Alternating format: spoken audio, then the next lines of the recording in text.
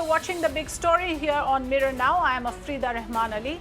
Now, there is this issue which has taken alarming proportions, which is not adequately addressed. We're talking about the attacks that are happening on a regular basis on doctors. It's an alarming situation, to say the least, and I'll tell you why I say that. As per statistics by IMA, in their letter to the Home Minister on the 1st of June, they have said 75% of India's doctors have faced violence in some form or the other. 68% of this violence committed by the relatives' patients. So that's the big figure, a big picture for our viewers, and that is where we are coming from when we're doing this story today, and we'll bring you reports on why this has become such an important issue now to look at, because these numbers also, for all we know, may be underestimated. As per data, and again, there are a number of surveys conducted by IMA from time to time, majority of the doctors, 4 out of 5 Indian doctors, according to IMA, feel stressed, and 2 out of these, as in every second doctor, attributes it to fear of violence. That is the level of stress under which they have to operate, and therefore this has taken tremendous proportions. 3 horrifying incidents of attack on healthcare workers have come to the fore in the last 2 days. In Maharashtra's Palghar, a team of 5 healthcare workers were first stopped by villagers and then attacked. Their vehicle was vandalized by the mob. All this when the team had gone to spread COVID awareness in the village. While 2 people have been arrested, 7 others are on the run. In Karnataka's Chikmagalur, a pediatric doctor was brutally attacked by victims of relatives by relatives of the victim after a 6-year-old patient died. The relatives held the doctor responsible for the death. Following that incident, 4 people were arrested. Earlier, a similar incident reported from Hojai in Assam, where a group of attendants targeted the doctor after the patient succumbed. The mob thrashed the doctor with utensils and slippers. 24 people allegedly involved in this attack, and they have been arrested. So that again are the recent incidents that we are reporting, owing to which we are now going to take a relook at this highly contentious issue, one that has not got enough attention, on what should we do about protecting the doctors at their workplace. Let me introduce my guests this afternoon. Dr. J.A. Jayalal, National President, Indian Medical Association. And I think I also have Shankar Bidari, former DGP Karnataka, joining us. Coming to you first, Dr. Jayalal, you know, the concerns that we have are huge. Of course, the pictures coming to us of irate mob attacking doctors in a fit of rage, it's become a very common phenomena. So what we are looking at is, quite a lot of pressure that we are talking about because of the doctor-patient ratio in this country. There's a shortage. Then there is the additional pressure of exposure to the virus because of the pandemic times. Doctor deaths are on the rise. Thirdly, now, of course, this issue of how the doctors are getting vulnerable to the anger or the impatience of the patients who come for treatment and who are desperate for help. But these are professional hazards that are being faced by India's doctors. Where do you think the responsibility lie? Who's the competent authority to be answerable for this? Where does the buck stop? Yeah, we are alarmingly distressed by this incidents which is happening in the last few days. More so, it is becoming much brutal and much gruesome incidents are taking place. I fully agree with you. The sentiments which you have said, that 75% of the doctors are feeling, at least in their life, they always get some kind of assault, whether the physical or mental, they are getting assault. But all the stakeholders are responsible for that. I will say, including our doctor community, then all of us are responsible for that. But the prime responsibility comes into the government, and where they have to enforce the law of the land, that they have already have an act in the Epidemic Act which protection the hospital law. Though it has minor, only the strings of it is very minor. But even if that law is not enforced in the time of concerns, or most of the time they think it is only this act is only to come when the doctor is attacked, after coming that and doing something good. But what is the intention of all law is prevention of such incidents. And if there is a law or the enforcement authority is not interested to know, they prevent such incidents, and there is no use of such a law. And nothing will happen incidentally. It will all dream that, and we have a good sophisticated intelligence system. And even after the informing through the situation that something hazard is going to take place, there is no way there is an adequate steps are not taking place. Second, if you look at any government institution or any, ordinary hospital, the protective system or security system is very abysmally low. Though we have enough police force outside, but inside the campus, that the police personnel or inside the campus, this outpost of the police personnel is not there. So the security personnel for posting is very, very less than any medical college. You see, the number of securities available is dismally low, and they will not be able to control a mob which is coming out. So that need to be taken out. Our priority concern is all hospitals which are serving the people shall be declared as a protected zone by the government. And then the responsibility comes with the police personnel to see to that the calm atmosphere is prevailing on that. And the law should be now much more stringent with an IPC tag. It should have, and it should have a time frame, and it should be a non-bailable. And if all that is included, apart from this epidemic act, it must be a central law. Already 19 states are, and we have many times we are asking the government, and they should make a central law, which is a forceful law, then only it will be coming done. And equally responsible for all the media and all the social NGO organization, and build an awareness among the people.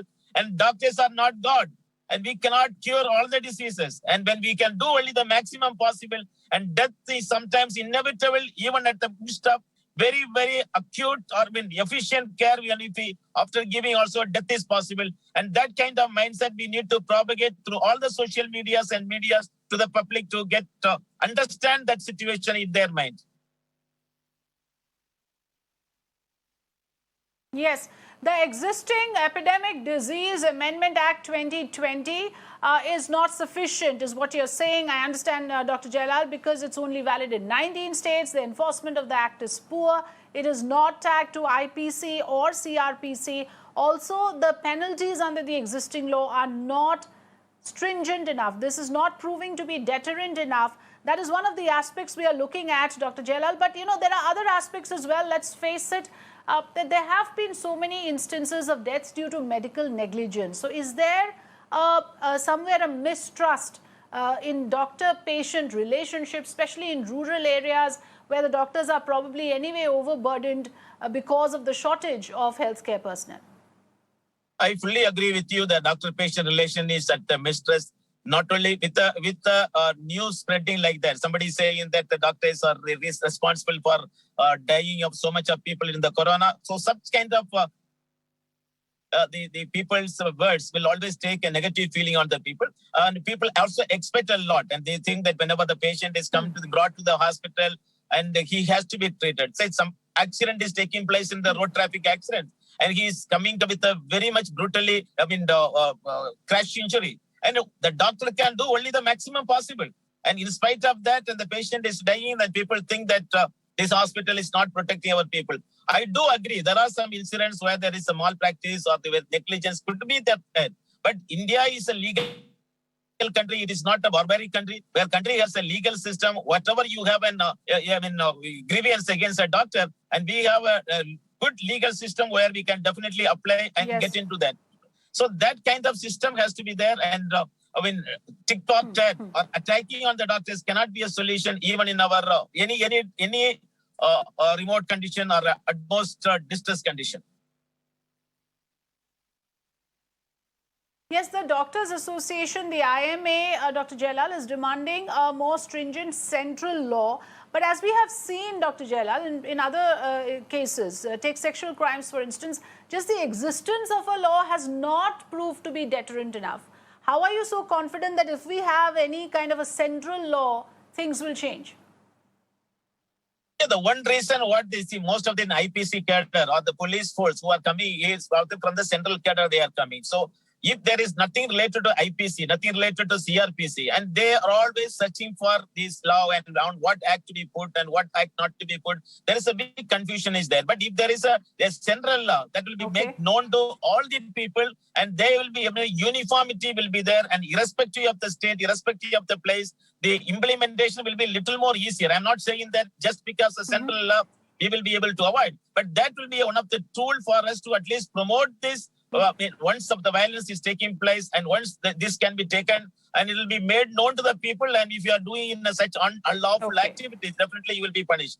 But much more than it is needed. It is not only the law. It is need to be how we are going to enforce, how we are making the mindset of the people to change, and how we are able to take prevent that in the situation before this happening. How we are able to prevent that incident is more important than the actual law as we are expecting it to happen.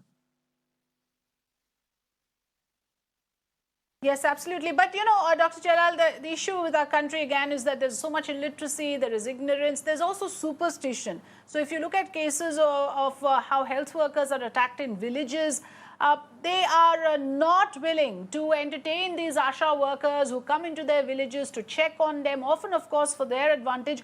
They are pelted with stones. So do you think that somewhere the system is flawed in more ways than one, and it is not just about safety of the doctors and hospitals? In other areas also, there are some major concerns, Dr. Jalal? Definitely. We feel not only the doctors, even the healthcare workers are being assaulted, and healthcare workers are taken in a way that they are spreading the disease. Sometimes even they were not even allowed to enter into their houses, in the residential areas. And that kind of mental stress is also now provided. And also, not only we are talking about the physical assault, we are also talking about the social media, how much the abuse which is taking place in the social media against the doctors and against the healthcare workers is taking place.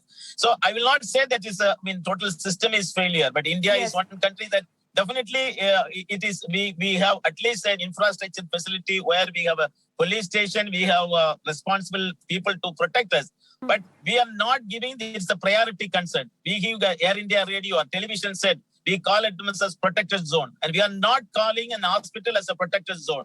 Hospital is wide area, all the people coming in, both the patient, attendants, doctors, everybody will be in a tense mode. So there is definitely, there is a potential source for area for a violence, potential source of area for assault. So that yes, area tempers should run be considered. high, emotions are running high.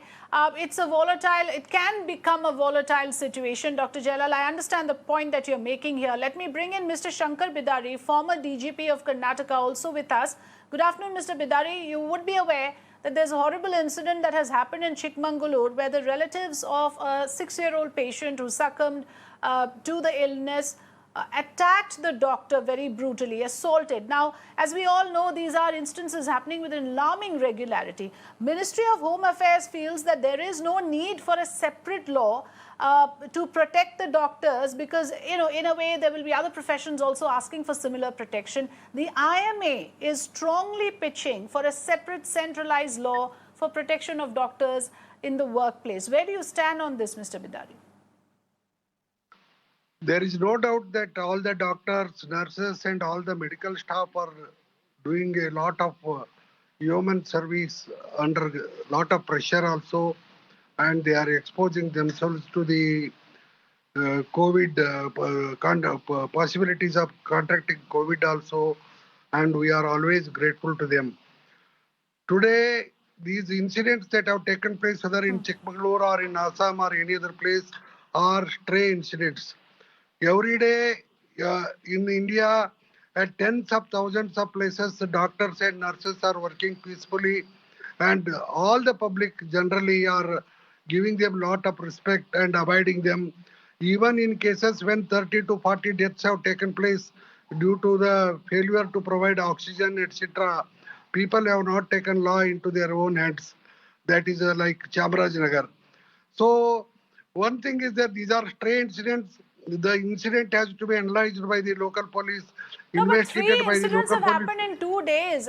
While you call them stray incidents, you cannot leave scope for such kind of assaults to take place, Mr. Bidari. Isn't it possible for us to make the workplace safe for our doctors, since they would be vulnerable to the patient's relatives?